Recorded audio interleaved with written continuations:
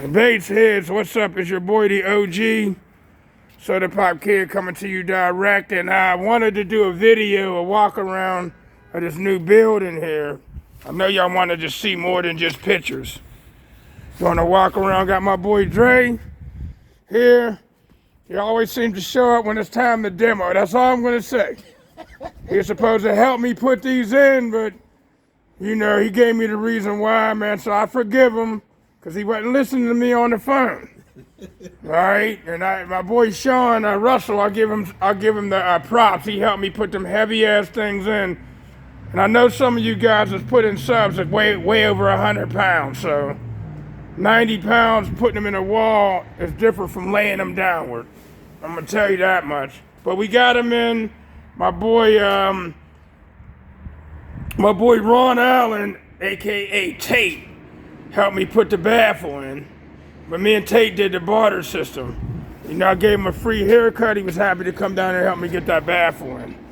Okay, and them mods do look sexy in there, bro. And Resilient Sounds are some sexy subs, right, Dre? Yeah, sexy.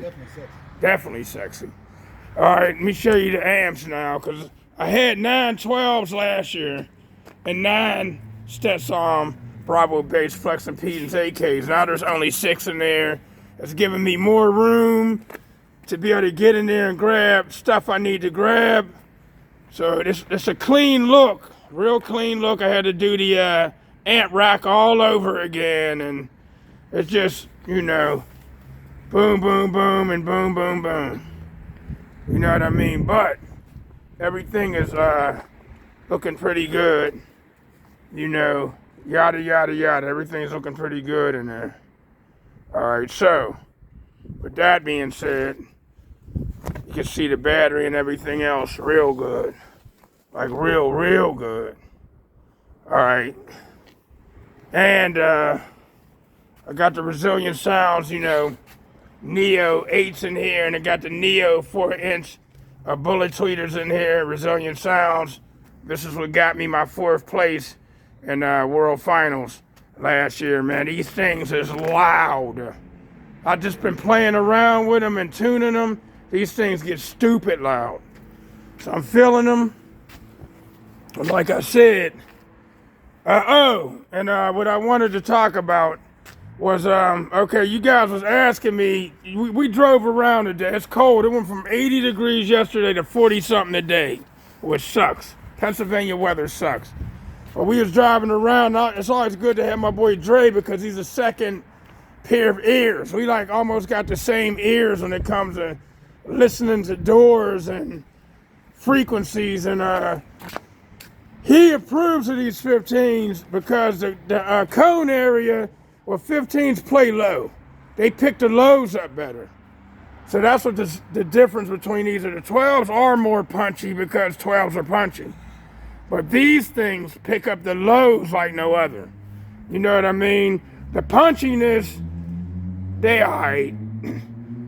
But the lows, these things pick up, and you can hear a difference because of that. So,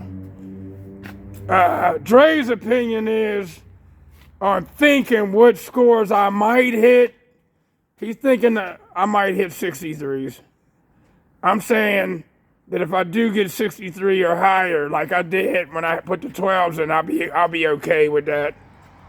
Just my, you know what I mean, opinion. But Dre's thinking that they're gonna get there. They're gonna get there, being that they, you know, 15s hit different, don't they, Dre? 15s hit different. Definitely, there's a big difference between them and 12s, and I was used to the 12s. That's what it was. I was used to those. You know what I mean? I haven't used 15 since like 2017. No, Dad, 2015. Before then, when I was using the yellow cone and the HD 15s, and with the yellow cones, I technically did a little over 60 with the yellow cones, 4 amps and 4 15s. And from certain bass heads, you know, out there, they'll tell you sometimes less is more.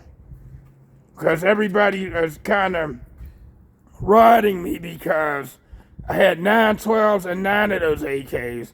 So I got rid of 3 of those AKs and 3 12s And they're, you know, like, man, you're losing motor force and you're losing power, but got more cone area. You know, there's a big dilemma between that.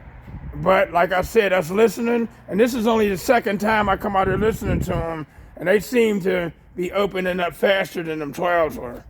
You agree with that, Dre? You know what I mean? So all they're going to do is get louder. When they break in, they're really going to get loud.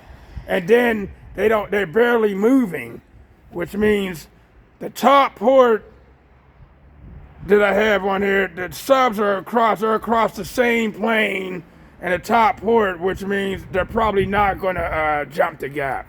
I've never had top ported builds jump the gap, speakers jump the gap in a top ported build. They've always jumped the gap with a driver's side port. Even the yellow cones jump the gap. And I even have 4 of the yellow cone 18s in here as well. And this is still more cone area, more amplifiers. I did a 161.78 with the Signature Series 18s with just 4 of them and just 4 amps. So why wouldn't I do a louder score with 6 15s and 6 amps? See what I mean? But you know, that boils down to that. You know what I mean? And got a question for you geniuses of why this one amp, these 2 alternators keep getting hot. Either that one gets real hot or that one gets real hot. They switch. They get extremely hot immediately. What the heck is causing that? No, nothing's the matter with the alternators. That's a brand new one, 320. Brand ass new. And the other alternators did that, and the bigger alternators did that. So I can't blame it on the alternator. Of why, you know what I mean? And those are aluminum lugs that I had made. You know what I mean? I don't know if that's causing it, you know, what's causing it, or if I need thicker ones or whatever is causing that, man. But y'all might know. Y'all might know. A mechanic had said when I had those moved up with a different size belt and was moved over there, it's like, well, one pulley is put too much tension on. Too much tension on that. No, that's not it. That's not it, because now they're even. Yeah. Everything's even. They're a nice even V. It ain't one on that side and one push to either side. It's still getting hot, bro. So that wasn't it. You can think of a whole lot of reasons, right? All right, so, and I'm thinking about getting the Brand X voltage regulators. Getting one that runs 2 on this side and one that runs 2 on that side. And don't ask me why don't I just get a big one to run all 4 of them. And the reason why is I don't want to jump the wire all the way to from the 2 alternators on one side to that side. I want it even. So one that runs 2 and one that runs 2. So you can keep everything at a distance, dude. That's why I won't buy a big gigantic 4 alternator one, 2 and 2.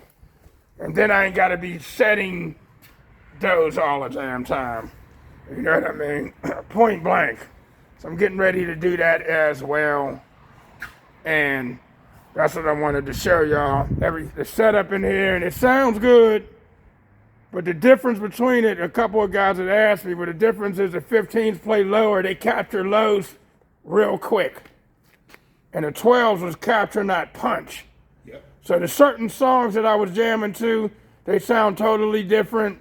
The ones that like to hit the lows, these are capturing that they're capturing that immediately.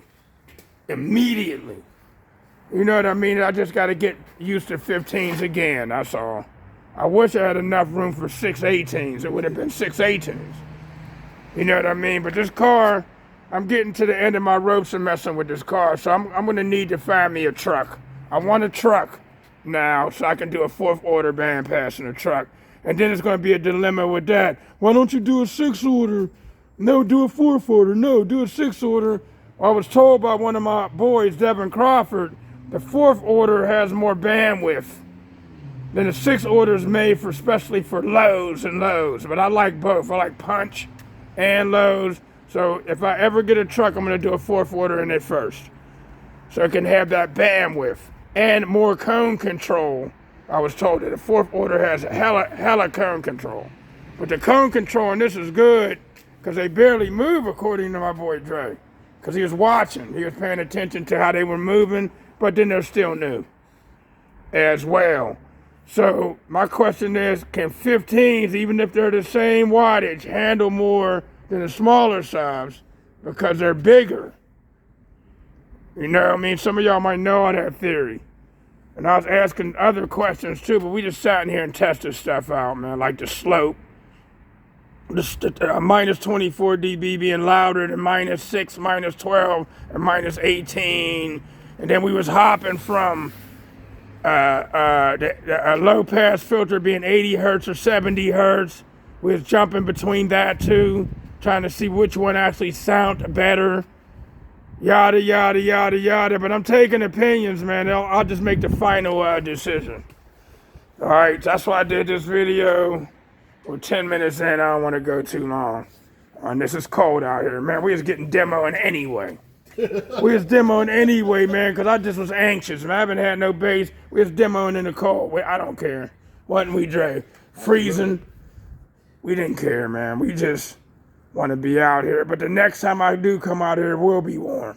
Yeah, the next time. So we can do some driving around demoing, videotaping us demoing, taking long drives, playing multiple tracks. So y'all can see what songs hit harder than others, man. You know what I mean? So it's your boy, the OG. Good morning, good afternoon, good evening, and good night, and peace.